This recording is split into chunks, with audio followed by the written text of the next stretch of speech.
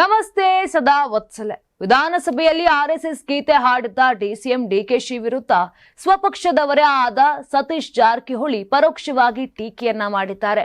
DK Shivakumar Sanskrit ಬಲ್ಲವರು, ಹೀಗಾಗಿ ಅಧಿವೇಶನದಲ್ಲಿ ಸಮಯಕ್ಕೆ ತಕ್ಕಂತೆ ಉತ್ತರಿಸುವ ಬದಲು ಆರ್ಎಸ್ಎಸ್ ಗೀತೆಯನ್ನ ಹಾಡಿದ್ದಾರೆ. ಆರ್ಎಸ್ಎಸ್ ಗೀತೆ ಹಾಡಿದ್ರೆ ಮುಖ್ಯಮಂತ್ರಿ ಸ್ಥಾನ ಸಿಗುವುದಾದ್ರೆ ನಾನು ಮತ್ತು ಶಾಸಕ ಚನ್ನಾರೆಡ್ಡಿ ಪಾಟೀಲ್ ಇಬ್ಬರು ಕೂಡ ಆಡುತ್ತೇವೆ, ಹೀಗಂತ ಯಾದಗಿರಿಯಲ್ಲಿ ಸಚಿವ ಸತೀಶ್ ಜಾರಕಿಹೊಳಿ ವ್ಯಂಗ್ಯವನ್ನ ಆಡಿದ್ದಾರೆ.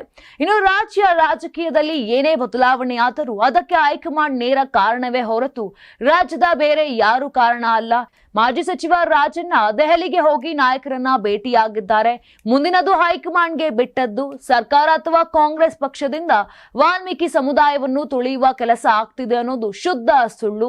ರಾಷ್ಟ್ರ ರಾಜಕಾರಣದಲ್ಲಿ ದ್ವೇಷ, ಅಸೂಯೆ ತುಂಬಿದ್ದು. ಅಂತಹ ವಾತಾವರಣದ ನಡುವೆ ನಮ್ಮ ನಾಯಕ ರಾಹುಲ್ ಗಾಂಧಿ ಅತ್ಯಂತ ಸೂಕ್ಷ್ಮವಾಗಿ ಹಾಗೂ ನಾನ್ ರಿವೆಂಜ್ ಪಾಲಿಟಿಕ್ಸ್ ಅನ್ನ ಮಾಡ್ತಿದ್ದಾರೆ. ಧರ್ಮಸ್ಥಳ ರಾಜ್ಯ ರಾಷ್ಟ್ರದ ಸಮಸ್ಯೆ ಅಲ್ಲ, ಅದೊಂದು ಧಾರ್ಮಿಕ ಕ್ಷೇತ್ರ.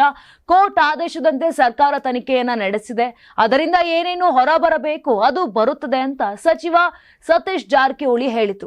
ಇನ್ನು ಧರ್ಮಸ್ಥಳ ಕಳಂಕ ಮುಕ್ತವಾಗಬೇಕಾದ್ರೆ ಎನ್ಐಎ ತನಿಖೆಯಾಗಬೇಕು, ಆಗ ಸೂತ್ರಧಾರಿಗಳು ಹೊರಬರಲಿದ್ದಾರೆ ಅಂತ ಕೂಡ ಹೇಳಿದ್ರು.